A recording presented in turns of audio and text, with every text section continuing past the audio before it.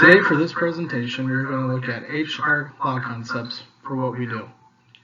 This will show a brief guide following our Today for this presentation, we are going to look. We first need to look at the Equal Employment Opportunity Act. It was created in 1972. We first need to look at the Equal Employment Opportunity Act. It was created in 1972, and they gave the Equal Employment Opportunity Commission the power to sue in federal courts. It includes Title VII of the 1964 U.S. Civil Rights Act, Age Discrimination Employment Act, and Americans with Disabilities Act. So what this basically does is it prohibits employment discrimination in its programs on the basis of race, color, national origin, sex, religion, age, disability, political beliefs, and marital or familial status. So if we break any of these violations, the Equal Employment Opportunity Commission would have the power to sue us in federal courts. So what does this mean for us going forward? It means that we cannot discriminate from any of those characteristics based from above, but is also not limited to these parameters. So we also cannot discriminate on height or some other discriminations that may not be in this. So all of our policies that we talk about in this presentation, and basically any other policies that we follow, will be according to the Equal Employment Opportunity Act. All employees at all levels will be held accountable for this. So everyone from the CEO all the way down to our support staff will be held accountable on the Equal Employment Opportunity Act. And we will give training that will also give to our program support staff about this as well, so that they know their rights. So the purpose of this presentation again is this is to guide for best practice. We'll train managers, but also support staff. And this is meant to be an employee-friendly and safe workplace. And then also to avoid lawsuits and litigation, because if we break this act, we could fall into costly and timely lawsuit litigation, which not only hurts us as an organization, but also hurts those that we have violated as well.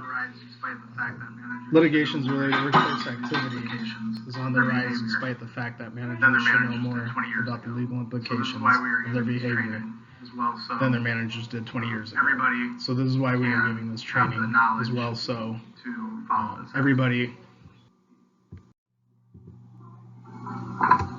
as we go about hiring new employees, we have to follow the Equal Employment Opportunity Act that was mentioned in the first slide, but also some other things to consider. One is for job descriptions. Our job descriptions must match what the position is doing. As we go about hiring for those positions, if there are to be tests that may be done, they must relate to the job, and they cannot unfairly rule out a protected group. So one example would be can't do any credit checks.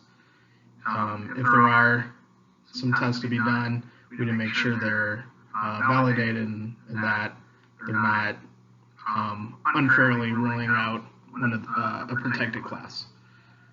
We also must have fair opportunities for all. Again, going back to the Equal Employment Opportunity Act, an employer's reliance on word of mouth. As we go about hiring new employees, we have to follow the Equal Employment Opportunity Act that was mentioned in the first slide, but also some other things to consider. One is for job descriptions. Our job descriptions must match what the position is doing. As we go about hiring for those positions, if there are to be tests that may be done, they must relate to the job, and they cannot unfairly rule out a protected group. So one example would be can't do any credit checks. If there are some tests to be done, we need to make sure they're validated and that they're not unfairly ruling out a protected class. We also must have fair opportunities for all. Again, going back to the Equal Employment Opportunity Act, an employer's reliance on word of mouth, recruitment. As we set up pay for those starting out, we need to have pay based on the qualifications of the job description, and make sure that we document starting pay if we're basing it off experience or education, that is documented and that is on the same level that we give for everybody, regardless on race, gender, orientation, any of the qualities listed in the Equal Opportunity Act. Same as giving raises or promotions. We're basing those on evaluations with evidence. So when we are doing our annual raises or annual promotions, we will be doing that. Those will be based on evaluations, and both that with the starting wage will have a second opinion. So that managers are, as we set up pay for those starting out, we need to have pay based on the qualifications of the job description, and make sure that we document starting pay if we're basing it off experience or education, that is documented. So the reason for that is that is on the same level that we give for everybody, regardless on race, gender, orientation, any of the qualities listed in the Equal Opportunity Act. Same as giving raises or promotions. We're basing those on evaluations with evidence. So when we are doing our annual raises or annual promotions, we'll be doing that. Those will be based on evaluations, and both that with the starting wage will have a second opinion. So terminating an employee is probably one of the most difficult and stressful challenges of being in a manager or supervisor position.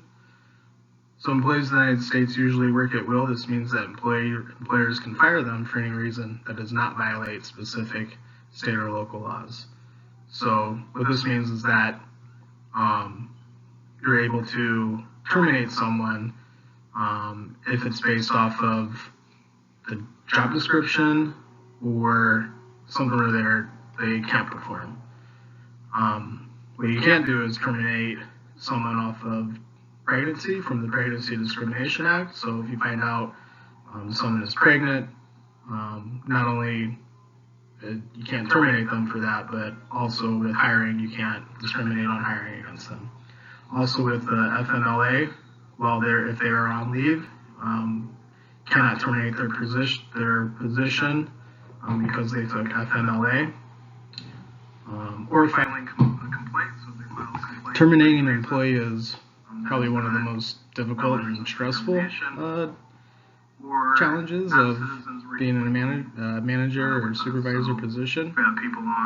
So employees in the United States usually work at will. This means that employers can fire them for any reason that does not violate specific state or local laws. So what this means is that you're able to terminate someone if it's based off of the job description or something where they can't perform. What you can't do is terminate someone off of pregnancy from the Pregnancy Discrimination Act. So if you find out someone is pregnant, not only you can't terminate them for that, but also with hiring, you can't discriminate on hiring against them. Also with the FMLA, if they are on leave, cannot terminate their position because they took FMLA.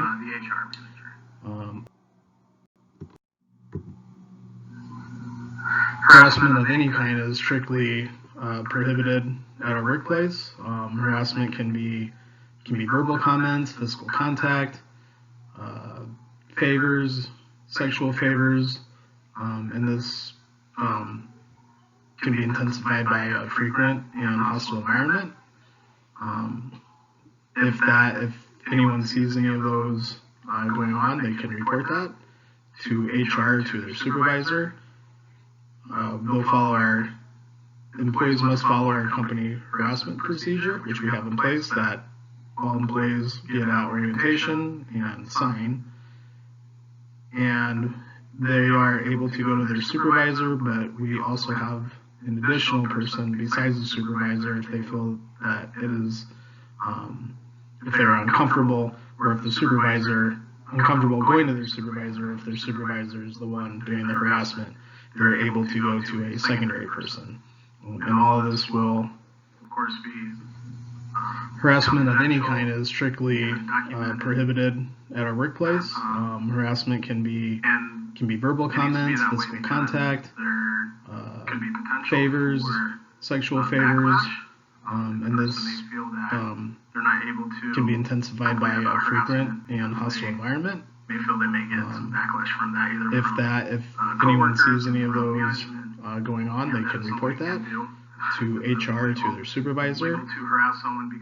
They'll follow our, employees must follow our company harassment procedure, which we have in place, that all employees get at orientation and sign. And they are able to go to their supervisor, but we also have an additional person besides the supervisor if they feel that it is, if they're uncomfortable, or if the supervisor uncomfortable going to their supervisor, if their supervisor is the one doing the harassment, they're able to go to a secondary person. And all of this will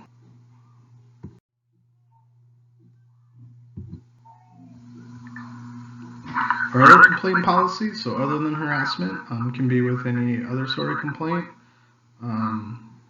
that would be against the Equal Employment Opportunity Act, or any of the other acts that were mentioned in that first slide.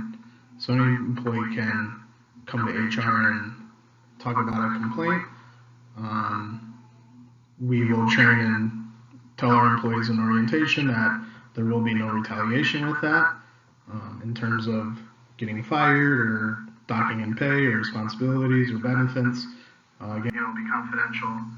And our other complaint policies, so other than harassment, can be with any other sort of complaint waiver that would be against the Equal Employment Opportunity Act, or any of the other acts that were mentioned in that first slide. So any employee can come to HR and talk about a complaint. As always, we would like to. We will train and tell our employees in orientation that there will be no retaliation with that, in terms of getting fired or docking in pay or responsibilities or benefits. Again, it'll be confidential.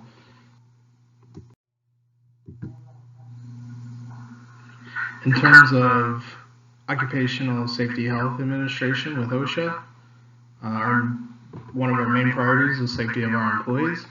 In order to do that, we have first aid equipment and report any possible violations to our maintenance manager. If you feel if there is something unsafe, either in terms of the physical aspects of the building or smelling any fumes or any sort of aspect that you think is a safety concern. In terms of Occupational Safety Health Administration with OSHA, one of our main priorities is safety of our employees. In order to do that, we have first aid equipment and report any possible violations to our maintenance manager.